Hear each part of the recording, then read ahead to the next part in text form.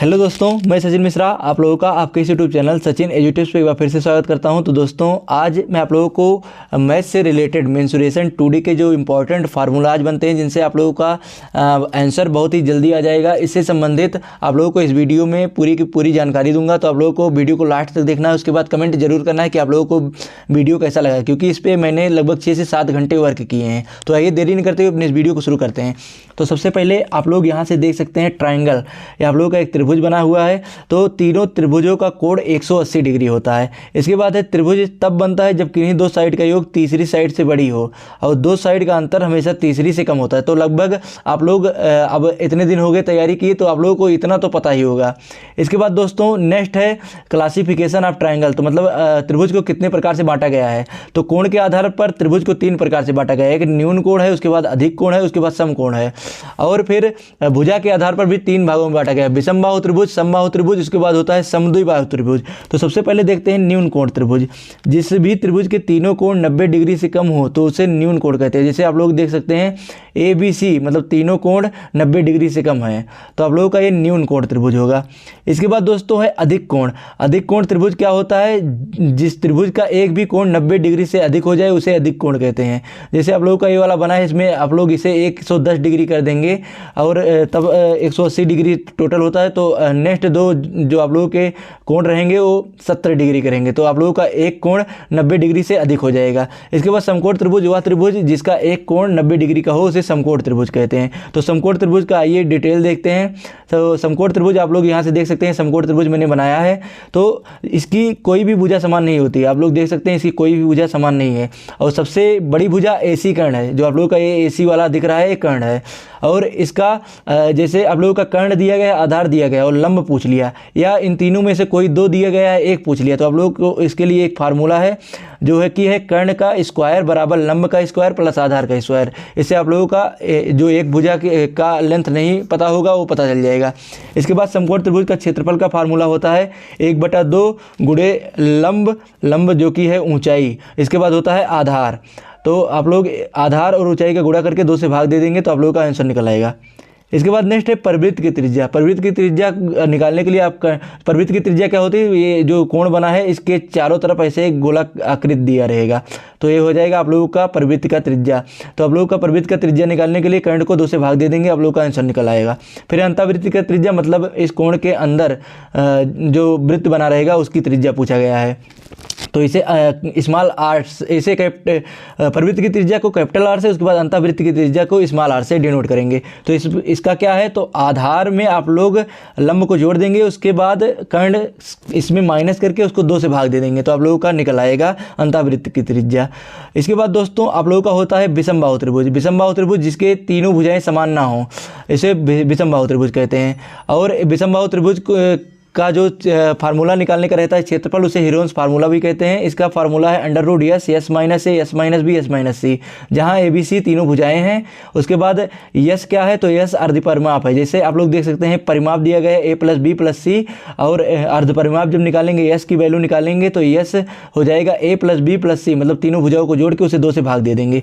इसके बाद इसमें भी अंतःवृत्त की त्रिज्या को स्मॉल r से डिनोट करेंगे, और इसका निकालने के लिए जो आप लोग का त्रिभुज दिया गया है उसका क्षेत्रफल को 2 से भाग दे देंगे, तो आप लोगों का अंतःवृत्त का त्रिज्या निकल जाएगा। इसके बाद परिवृत्त की त्रिज्या निकालने के लिए जो तीनों भुजाएं दी रहेंगी उसे गुणा करके, उसके बाद 4 गुणे जितना उसका क्षेत्रफल आएगा उसे गुणा करके उससे भाग दे देंगे, तो आप लोगों का परिवृत्त का त्रिज्या निकल जाएगा। इसके बाद दोस्तों है नेक्स्ट समद्विबाहु त्रिभुज। तो समद्विबाहु त्रिभुज जिनकी 2 भुजाएं समान होती हैं, जैसे आप लोग देख सकते हैं ए मान लीजिए 50 डिग्री का है तो ये भी 50 डिग्री का हो जाएगा, तो ये आप लोगों का हो जाएगा 80 डिग्री का। और जो 2 भुजा बराबर होंगी उसके कोण भी समान होंगे, तो आप लोगों को मैंने पहले ही बता दिया 50-50 डिग्री का है। और इसके बाद इसकी हाइट का फार्मूला क्या होता है, तो 1/2 इसके बाद अंडर रूट में 4 गुणे A² - B², तो आप लोगों का इससे इसकी हाइट निकल जाएगी। उसके बाद समद्विबाहु त्रिभुज का एरिया निकालने का फार्मूला क्या होता है, तो 1/4 गुणे B अंडर रूट में 4a² माइनस b²। तो इससे आप लोगों का क्षेत्रफल निकल जाएगा समद्विबाहु त्रिभुज का। तो समद्विबाहु त्रिभुज से आप लोगों के बहुत ज़्यादा क्वेश्चंस नहीं बनते, लेकिन आप लोगों को फार्मूला याद कर लेना है। इसके बाद नेक्स्ट है आप लोगों का समबाहु त्रिभुज। तो समबाहु त्रिभुज से आप लोगों के एग्जाम में क्वेश्चन पूछे जाते हैं। इसकी तीनों भुजाएं समान होती है, जैसे आप लोग देख सकते हैं ए तीनों भुजाएं हैं।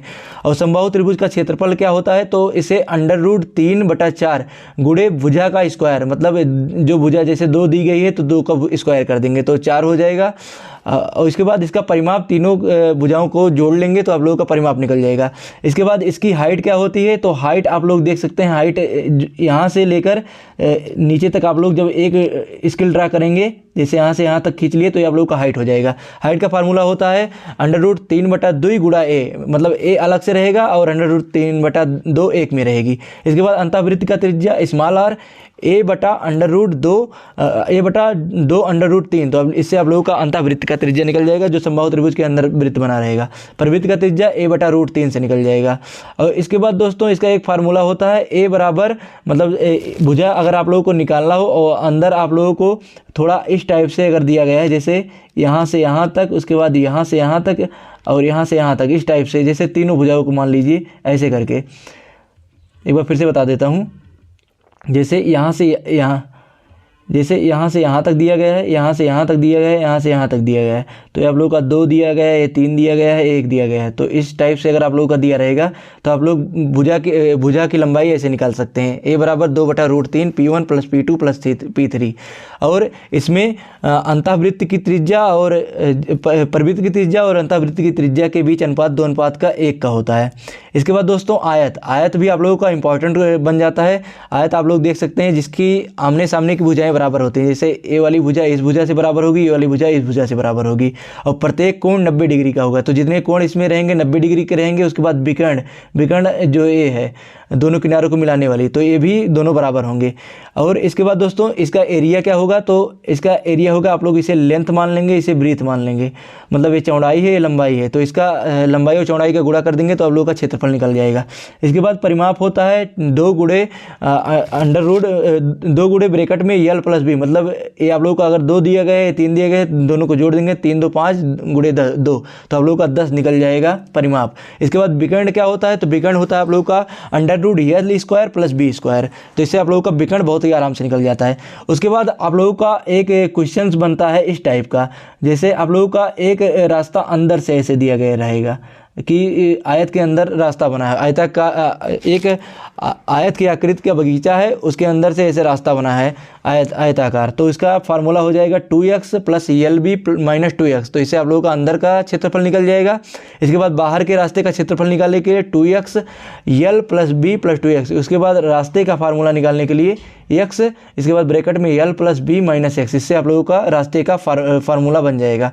आप लोगों को क्वेश्चन मैं दे दूंगा, आप लोगों को वहाँ से बहुत ही अच्छी तरीके से समझ में आ जाएगा। अभी आप लोग जो आप लोगों को बता रहा हूँ फार्मूला, उसे आप लोग नोट कर लीजिए।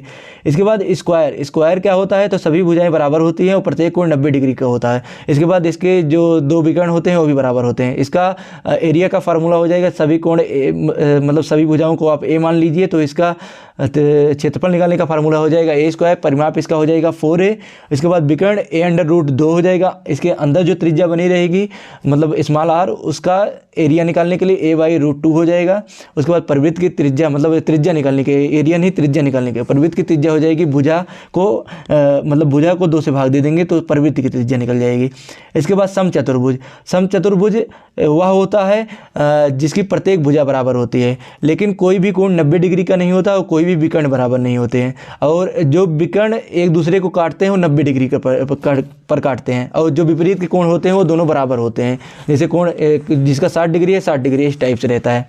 इसके बाद दोस्तों इसका फार्मूला रहता है 1/2 और विकर्ण 1 गुणे विकर्ण 2, तो इससे आप लोगों का फार्मूला एरिया इसका निकल जाएगा। परिमाप 4a होता है। और इसके बाद इसका एक टाइप का और एरिया निकालने का फार्मूला होता है जो कि है 4a² बराबर d1 का स्क्वायर प्लस d2 का स्क्वायर।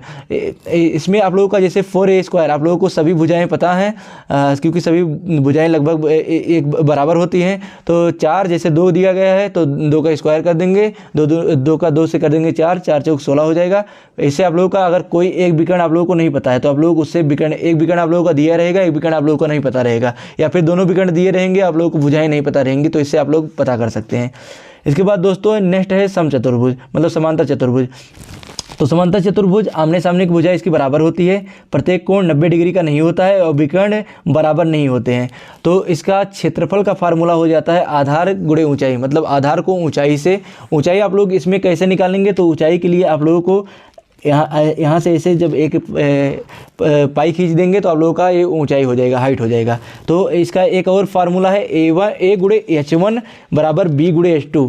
मतलब अगर आप लोगों को इसमें H1 क्या है, तो H1 आप लोगों का विकर्ण है, H1 H2 दोनों विकर्ण है। अगर आप लोगों का मान लीजिए A दिया गया है और B ज्ञात करना है और H1 H2 दिया गया है, तो आप लोग इस फार्मूले से ज्ञात कर सकते हैं। इसके बाद इसका परिमाप हो जाता है 2 ब्रैकेट में L प्लस B।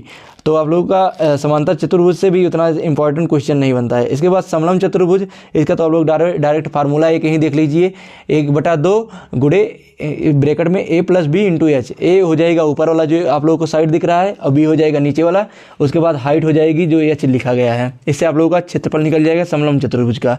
इसके बाद दोस्तों नेक्स्ट फार्मूला देखते हैं जो कि है वृत्त से संबंधित, सर्किल। तो वृत्त आप लोग यहाँ से देख सकते हैं, बीच में से जो बना है ये R है, और अगर आप लोग इसे कंप्लीट कर देंगे यहाँ से यहाँ तक तो ये हो जाएगा आप लोगों का D। तो वृत्त का क्षेत्रफल हो जाता है पाई R स्क्वायर। वृत्त की परिधि होती है, परिधि मतलब परिमाप 2 पाई R। इसके बाद वृत्त का व्यास जो होता है वो 2R होता है, और वृत्त की त्रिज्या को वृत्त की त्रिज्या निकालने के लिए व्यास को 2 से भाग देते हैं तो वृत्त की त्रिज्या निकल आती है। इसके बाद इसमें त्रिज्यखंड का क्षेत्रफल, त्रिज्यखंड का क्षेत्रफल जैसे घोड़ा जो बांधा जाता है उस टाइप का क्वेश्चन, तो उसका हो जाता है पाई R स्क्वायर इंटू आप लोगों को जो ये फेस वाला दिख रहा है थीटा है, थीटा इसमें ऑप्शन था नहीं तो मैंने ये बना दिया है। तो पाई R square theta by 360 degree. तो इससे आप लोगों का त्रिज्यखंड का क्षेत्रफल निकल जाता है, और त्रिज्यखंड की परिधि निकालने के लिए 2 पाई R थीटा बाई 360 डिग्री, इससे आप लोगों का त्रिज्यखंड की परिधि निकल जाएगी।